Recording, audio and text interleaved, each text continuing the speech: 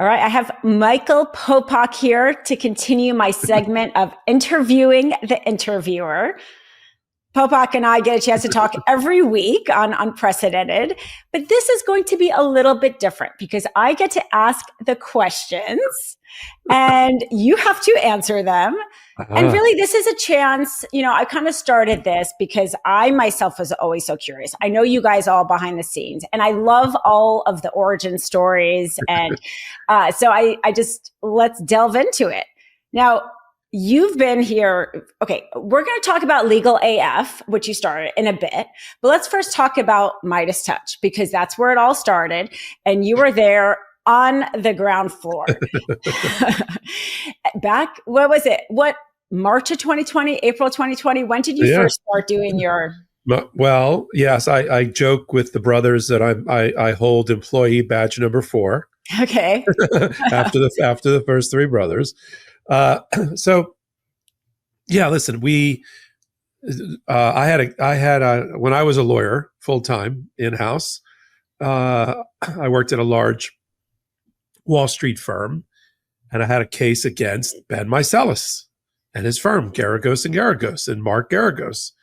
And, to this day, he'll tell you that he beat me and I'll tell you that I kicked his ass, which is about right. But in any event, we became friends, started out as people who respected each other on the other side of a case. And that turned into, not only mutual respect, but friendship. And I was working with Ben and his firm on some cases when I started my own firm in New York. And then COVID hit. World shuts down in various places in different ways. In New York, it was a complete and total shutdown. I mean, you went home for 90 days and you weren't, and I was trying to run a new firm in that time. So I had a lot of time in my hands. Court system is closed. Mm-hmm. Judges are not hearing matters. You can't file anything for new case. You can't get new cases started. You can't progress your old cases. You can't get a trial setting. You can't, you can't get settlement negotiations because nobody's afraid of you because there's no trial coming up. So it was just like this. So I had like a lot, if I was working 3 hours a day on legal stuff, that would be a lot. So I had a lot of time in my hands. So I was clicking around, I don't know, LinkedIn or something, and I see that Ben announces that he's with this thing called Midas Touch. And we're doing cases together. And I felt like I was a friend of his, felt like I should have learned about that in advance. So I said to him, what is this thing? What is this Midas Touch thing?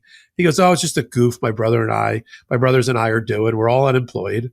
And we just wanted to put like it was a website, this website together, sort of moderate, liberal leaning. And I said, you need content? He goes, we are desperate for content. I said, well, I'll write some articles. And so I started writing articles. I had some people in my office writing some articles and feeding videos, people violating mask rules in Central Park. Here's a video clip, stupid stuff. Super Mario Brothers race up and down Fifth Avenue, anything I saw, I sent to them. And then Ben, he's a lawyer, in training, and he wanted to do like a legal roundup. I think that's what we called it, legal roundup. And there's this joke and it's true, I did say it, that when he told me about it, and he had like 350 people that I think were members or subscribers to this website. And I thought this was an amazing idea and that it was bound to take off. And I said, I think this is a rocket ship idling on the launch pad. And he laughed. Mm-hmm. They had like 500 people. And like, what do you mean? Yeah. And I said, no, I'm telling you, I just think this is really going to take off. And they jibe me with it occasionally. They're always mentioning that to me. And then he wanted to do this legal thing. And we started out as a 5-minute, 10-minute legal roundup. It was terrible. I had pandemic hair, and I think you can still see those, by the way, when you go on YouTube. It looked like it was like I took my son to work day. He looked like he was about 12. We were screaming into our laptops because we didn't have any equipment. And terrible lighting. The only thing that was good was Brett was doing the production values. Okay. So we had all these like swooshy sounds and logos, and then it would turn on to Ben and me. It looked like we were in our garage doing whatever. Yeah. And that was the beginning. That was the connectivity with Ben and me, and I was just an opportunity that I fit well with me, like who I was as a Mhm. person at the intersection of law and politics. So I was thrilled to contribute whatever I could when they Mhm. first opened, and now, we started at the bottom and now we're here. So you've, from the beginning, like you said, you Yeah. saw this was going to work. Now you have such a strong voice in Midas Touch, Legal AF. People, Midas Mighty, people who are just maybe in casual watchers really trust what you have to say about the law. They come to you feeling like you help explain it in a way to make it understandable in this very chaotic time. Do you feel like when did you in that process find your voice? Was there a moment where it clicked? Because that's not necessarily being a lawyer and talking to court. It's not really the same thing as a YouTuber, let's say, right? Yeah. So when did was there a moment there that it kind of all clicked? That's a very good question. And I think for me, my approach was, and Ben too, is that I'm a trial lawyer by training. And so I approached, even from the beginning, although it took me a while, maybe a year to find my voice, maybe a couple hundred episodes, and let my personality combine with my knowledge and my teaching ability, so to speak, to develop my point of view, my voice that was unique on YouTube. But in the beginning, I approached it like an oral argument or an opening statement or a closing argument in front of a jury. I've always done well in front of juries because of the authenticity, because of the trust that I would build with them, because I don't patronize them. I don't talk down to them. We take very complicated concepts in cases that I'm involved with, but I have to explain it to an average juror who may or may not be a college graduate, may or may not be a high school graduate. And I'm very respectful of their time and of the system and my role in it. And I've always been an effective advocate. I think in my career, my body of work says that's true. And then I combined it with some other, we're making a recipe, right? I combined it with some other ingredients. So like I did a lot of acting in high school. Okay, we need to just take a beat here. I was the president what of my kind of drama acting club. in high school did you do? Yeah. I mean, I was in all the musicals. Oh my gosh, I love that. Were you I was singing? in Barnum. Yeah. Awesome. I was in Pippin. Okay. I was King in a choir or a lead role? I was King Charlemagne in Pippin. That's awesome. I was Conrad Birdie in Bye Bye Birdie. Yeah. The Elvis Presley character. I was in Bye Bye Birdie too. I did musicals also, but I was always like in the choir role like that. I was Conrad. I was Elvis. That's awesome. I did. I was the ringmaster in Barnum. I wasn't P.T. Barnum, but I was the ring. Kind of kept everything moving along. And then I did a lot of one-act plays. I even wrote a one-act play that won an award when I was in high school with my drama teacher. So I thought about acting in college, but I just didn't think, like, I didn't want to be a waiter my whole life. I did some acting in college. I was fortunate to go to NYU with a very good film program. So a lot of my roommates were filmmakers, and they needed a 20-minute film, actor. So I would volunteer to do those, kind of kept my hand in it, did some dorm plays, that kind of thing. Yeah. So I got that. And the last ingredient is I've been somebody politically oriented for almost his entire life. I mean, at 18, I was a Democratic delegate in my town. I was on the ballot, if you will, for the Monmouth County Democratic Party. That's awesome. I've been like into politics and American government and the American presidency for a long, long time. And, voracious reader, even when I was a young child. So I just kind of combined. I was talking about politics with friends for free. So kind of just all came together when we reformed Legal AF.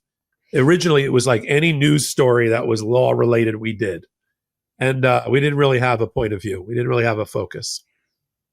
When we relaunched it as Legal AF, it's 4 years ago this week, by the way. as Legal AF. Okay. We decided that we needed to, the strike zone that we needed to hit was the intersection of law and politics. So it had to have, if it wasn't in that lane, you know, and there's stuff that I do on other shows. Like I have my own podcast called Popok Live.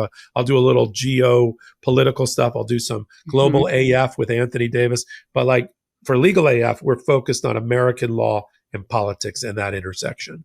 And, you know, the timing of it was ideal because, you know, Trump, it was the end of the Trump administration, and then Jan 6th, and we're off and running. Yeah, he creates a lot of legal news stories for sure. And so that kind of leads into Legal AF. So probably a lot of people on Midas have heard of the Legal AF channel, but just in case, just to kind of circle it back, you started like the sister network, as you said. You described it as ESPN2 or ESPN2. Yeah, we had always I think when Midas, when we went to YouTube full time, because we started out as Midas started out as like a website. Now it's more of a Substack, but it was a website. And then it was a website, and then Midas did a podcast. And then we started adding other podcasts. Legal AF was the second podcast. And so we were always following in the brothers' footsteps, right? We were always like the next one in, and that did well. And then it became kind of a YouTube channel, a YouTube network, a media network. And it sort of evolved so quickly before all of our very eyes that sometimes we have to, look back and say, wow, I mean, 4.5 years ago, this was a website. And now look at it, the number one, network in America on YouTube, and beating Joe Rogan by a lot, not a little. So when we talked about from a independent network standpoint, we only had so many slots a day for contributors, right? Even if you went every hour from morning, noon to night, there were only X amount of slots per day. So it was almost like an airport that only had one runway and one air traffic controller. And so if we wanted to expand, right, legal stuff, other contributors, we really needed another runway.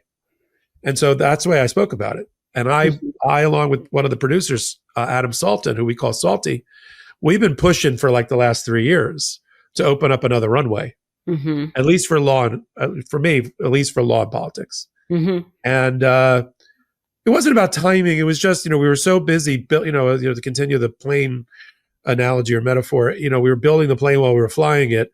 So it was just, and all of us had day jobs. And so we just kind of backburnered that for a while as Midas and the other podcasts were cultivated and continue to grow, and people like you joined, and other points of view, joined the audience and the network. And then I just said, I just saw again, just seeing the moment as being the election. And I was concerned that Democrats weren't going to win, to be honest. I had a compelling reason to start the channel either way, in terms of as a business model. But I was very, very concerned that we were going to be entering into a break the glass moment, and that Trump was going to somehow get back in. And I wanted a law and politics channel ready, up and running. So that's why we started it 2 months before the election. And there are nonstop, just today and yesterday, nonstop Trump legal news. And just to further clarify, because I know when you started the channel, there was a lot of comments of like, wait, did Popok and Ben, are they separating? Is this there's a lot of questions on that. So just to put that to rest. We're still married, but we live in separate homes. No, it's just that, as I said, think about it. There's only so many slots on the Midas Touch channel. This is why ESPN started ESPN2 and Disney Plus. It's sort of like Midas Plus with Legal AF. So we were going to do a number of things. I always wanted my own channel because I wanted to curate it myself. I wanted, just to branch out a little bit in collaboration with Midas Touch and the brothers, but sort of my own thing. And so we kicked it around. It was going to be the Popok channel for a while. For like a couple of weeks, we called it the Popok channel. And then at the last minute, Ben said to me, he said, it's your channel in collaboration with us. We're going to do this together and promote it together. I said, great. He said, but maybe it would attract more other contributors if it wasn't just The Popok channel. Mm. Because mostly when it's somebody's name and it's the channel, that's all it is. It's just that. I mean, Right. Brian Tyler Cohen, maybe it's a little bit different because he does all these little sub playlists, but it's really him. I mean, he brings in guests here and there, but we thought it'd be more, and I agree with it. I thought it'd be more attractive if it was, and we had this great brand that we had developed that was a thing, right? It was a known, as you said, a known thing, not just because of me, because of Ben and Karen Freeman Ignifilo, and you've come in and done and co-anchoring for us. It had a brand name of authenticity, of reliability, of credibility with our audience. And we were like, we'd be foolish not to use it and build on it. And I said, so why don't we make it the Legal AF channel? And that was it. And then together within 2 days, on September 17th, it was up. It was boom. And I did 4 quick videos just to get content running. And, we've been blessed that the audience, like you said, follows me. I'm so humbled by that. They want to follow me to different places and in different roles. And they followed me there. And then you joined, and we got Court Accountability Action, and Lisa Graves and Alex Aronson, Mike Sachs and Shan Wu and Karen when she's not busy trying cases. And so we got it, and all of a sudden we turned around and we just passed a week ago 500,000 subscribers in less than 6 months. And yes, and congratulations. And I kind of wanted to mark this interview to celebrate that. So Midas Touch has Midas Mighty. Is there going to be a name for the Legal AFers, or is it Legal AFers? Or well, we've always called them the Legal AFers. Okay, so we should have a contest, maybe here in the notes here. What do you call it? The comments. Yeah, people could suggest other names. We should have a contest. That's a good idea. What they want to call themselves. We just came up with Legal AFers like on the fly once. Ben is. He's almost like George W. Bush. He loves nicknames and different things. And so like early on, I would do some analysis my own way, and Ben would go, that was very Popokian of you. And then all of a sudden it was like Popokian took off with the early audience. Okay. It was like the Mandalorian, Popokian, that took off. People said, we're Popok, we're Popokians. That was like around for a year or two. But it's all fun and games. But at the end of the day, our audience is, I said this on Popok Live last night. I wouldn't trade, if I could do it, I wouldn't trade our audience, its loyalty, its enthusiasm, its engagement, its interest, its knowledge base, its kindness, and intellect for any other audience out there, even our competitors, our direct competitors. I think our audience is special. 100%. I've been on other YouTube channels quite a bit, and it's not the same. Like, I was shocked when I first started doing this channel. And I was like, even if they maybe were pointing out something that I had made a mistake on, it was so kind and thoughtful. Yes. And I was like, oh, this is such a different audience. It is a different audience. And it's because it's always been treated like family. It's an extension of family. And with respect. And with respect, 100%. Yeah. And behind the scenes, the contributors and you and the Midas brothers treat all of us like family. My sister got a really serious health diagnosis, and you picked up the phone and were like, what can I do? And you said, we're family. Yeah. And it meant a lot. But that is how you act in front of the camera, behind the camera, and how we treat each other, and how I think we treat the larger Midas Mighty community, or Legal AFers, whatever you decide to call it, the Legal AFers. And I think that's why it works. I agree with. Look, I'll tell people a little dirty secret. Dina, in the way she is before the camera, is exactly the same way. maybe warmer, maybe a little bit warmer, but what you see is what you get, which is a compliment. I can say the exact same thing for Lisa Graves. I can say the exact same, and I've spent time with them outside of the recording, with Alex Aronson. I haven't met Shan Wu in directly, but we've had a lot of conversations. Can say the same thing about him and the brothers too. and I wanted to bring in your family because you highlight Natasha and Francesca so much on your Instagram. And it is so beautiful because as much as you treat us all like family, like you really like lift up your personal family. And, you know, on that note, I have something I want to show you if Brian can play it. Oh, here we go. Hey, baby, congratulations on 500,000 milestone. Yeah. I was there from the very beginning, never had doubt in you, and I'm sure there are more and more millions ahead. Good job. Go ahead. Congratulations. Was that custom made for this interview? That was custom made. I reached out to Natasha, your wife, and I was like, she recorded something for this interview. Yeah. I mean, yeah, I've been blessed. As most people know, I got married sort of late in life. I was happy single, but I'm much happier having found my mate. And for those that get to meet her and spend time with her, Natasha is a very special person who is a huge heart, came from another country, as people could probably tell from her accent, is a proud American. I mean, on one of our first dates at Yankee Stadium, she cried during the national anthem. I turned to her like, "Are you crying during the national anthem?" Yeah. She says, "Yes, because she chose this country. Yeah. She won the green card lottery.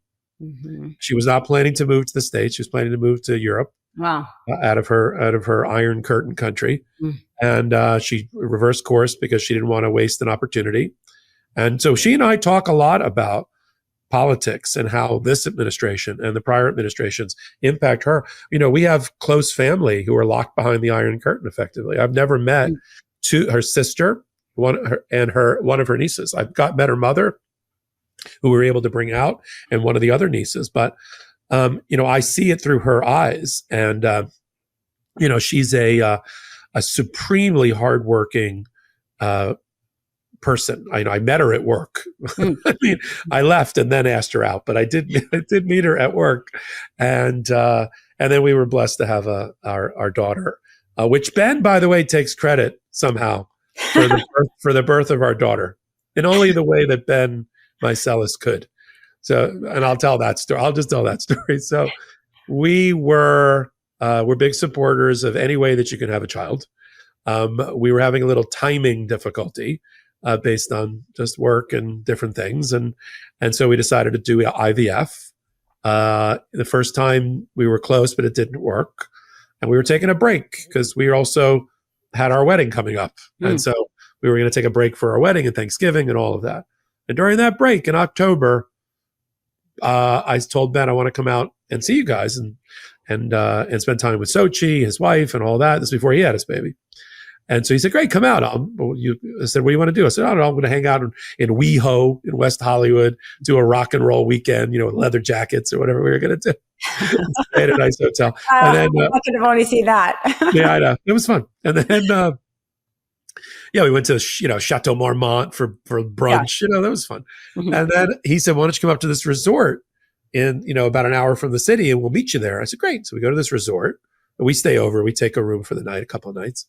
And that's where it happened without fertility treatment. Wow. I love that. That's so sweet. Sweet. So, and Ben's like, I get credit for that. I said, "What? Sorry."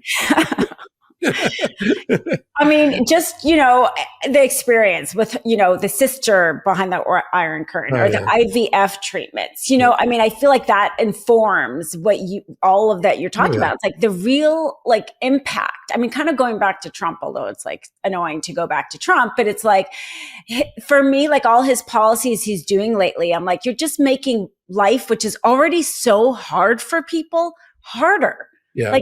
That's the essence of what he does. And, but all of those life experiences, like you said, how beautiful, Natasha, Yeah. And look, and it goes way back, and I've talked about it on the air before. I mean, my high school sweetheart got pregnant, and we had to make a very hard decision together as 17-year-olds. Wow. Yeah. I think she was 16. And it's not the reason that I got into this business, so to speak. But early on, among all, I had no problem doing hot takes about reproductive rights, women's rights, abortion rights, women's right to choose and dignity, self-autonomy, bodily autonomy. I'm very comfortable talking about it as a man who supports women in that role. I've always lifted up women the best that I know how. Raised by a strong single mother. I'm surrounded by women now, as you know. Yeah. All we have is nieces, mother-in-laws. Unfortunately, all the dads have died. Sorry. And my daughter Francesca. So, I take it very, especially with the birth of Francesca, we take it so seriously about the need to defend women who have become citizens under Trump and the Trump administration. There's no other way, and women in half the states don't have the rights that they're supposed to have that my mother had in the 1970s. We're going in the wrong direction at high velocity. The wrong direction and making an already difficult life harder for people unnecessarily. But yeah, it's so beautiful always. And that's why I reached out to Natasha, and she's so sweet. She's so nice. I love talking to her. But just how much you do lift her up, and, while she was pregnant, and just always supporting her and lift her and Francesca up. And it runs the other way. Let's be frank. I mean, I spend now since 2025, when I'm really full time with Midas Touch and Legal AF. I have a firm as well that I've talked about at length, but I'm really, devoting most of my quality time to in the media world, to the videos that we do to curate the other things. I can't disappear into a lonely office and stare at a microphone and a screen if I didn't have a loving and supporting wife behind me, who's never tapped her foot, who's never looked at her watch, who's never questioned. She knows my judgment about when I have to work and what I have to cover. Like yesterday was a perfect example.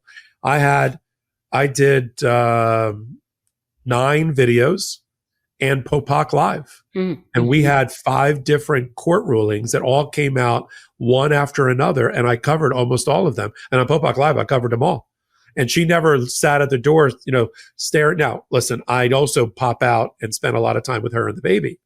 Because that's one of the advantages of having this kind of career as well, and being able to do podcasting from home.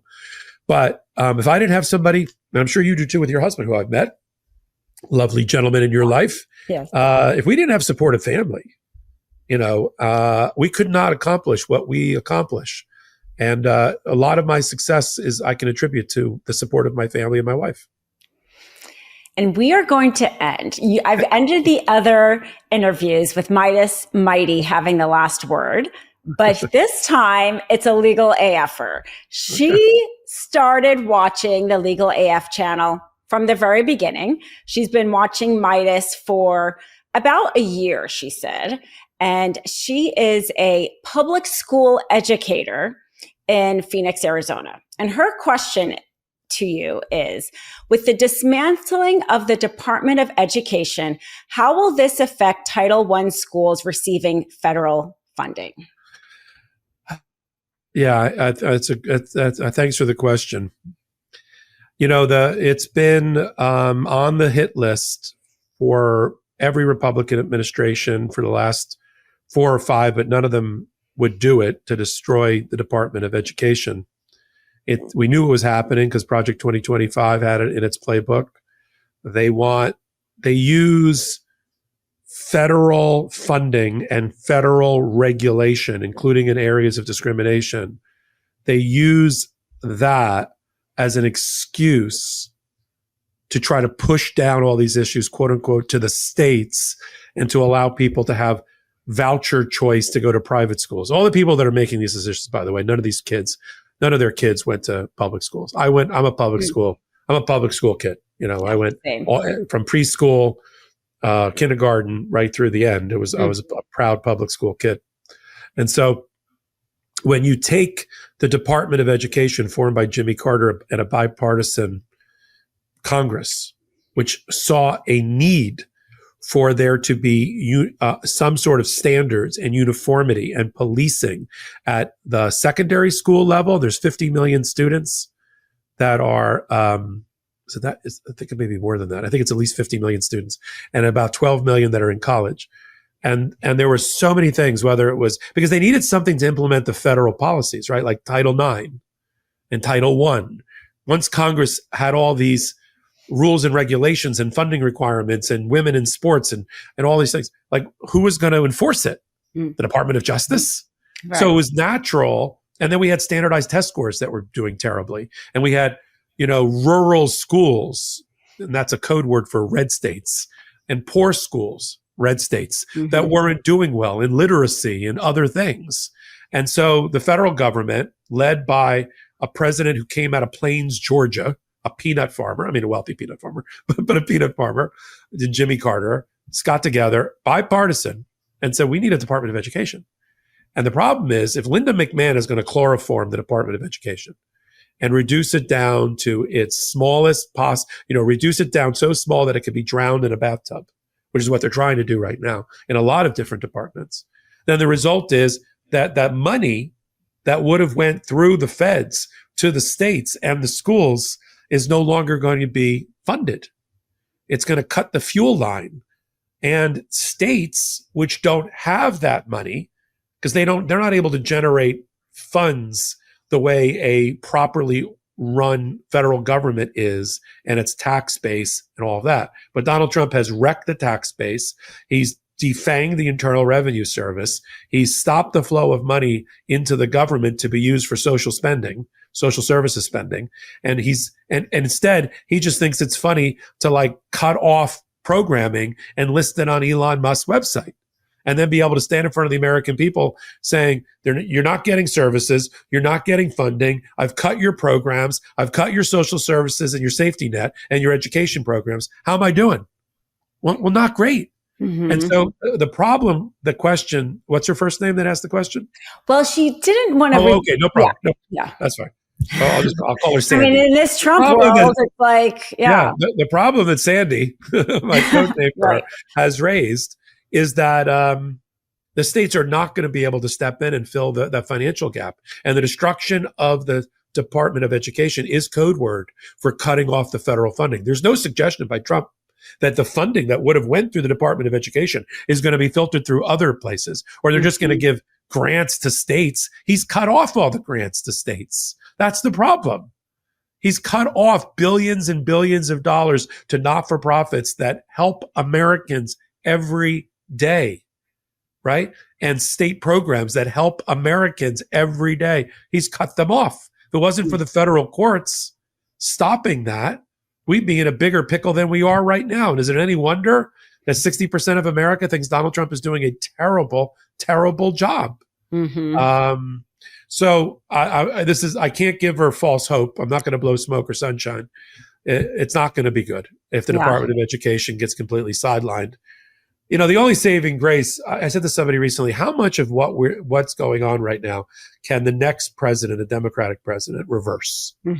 And how much can we start reversing if we get the House and the Senate back? And if we get the House and the Senate back in the midterms, we can put an extraordinary amount of pressure on the executive branch through budget to refund the things that he's cut off or cut out.